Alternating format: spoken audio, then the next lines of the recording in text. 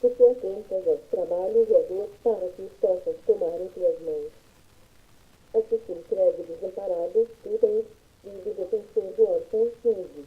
Quebranta o braço do perverso malvado, esquadrinha-nos a maldade até a nada. É mais achares 16.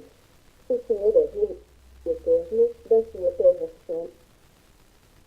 Entre as nações 17.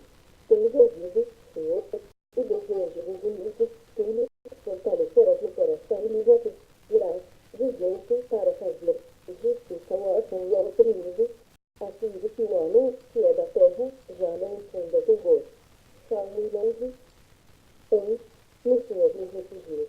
Como dizer, pois a minha alma foge como um pássaro para o tormento. 2.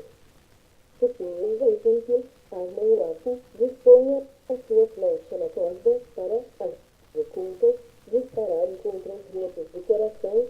3. Ora, destrua todos os fundamentos que poderá fazer o justo. 4. O Senhor está no seu santo templo. Tem o Senhor seu trono, os seus olhos estão atentos, as suas pálpebras sondam os filhos dos homens. 5. O Senhor põe a prova justo e ao ímpio, mas ao pior a violência, a sua alma o abomina. 6. Fará chover sobre os perversos brasas de fogo e enxofre, e vento abrasador será a parte do seu cálice. 7. Porque o Senhor é justo, ele é má justiça, os justos lhe contemplarão a face. Salmos 12. Socorro, Senhor.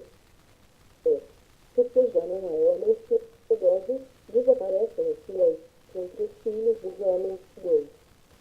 Falam com falsidade uns aos outros, falam com lábios bajuladores e coração fingido. 3. Corte o Senhor todos os lábios bajuladores,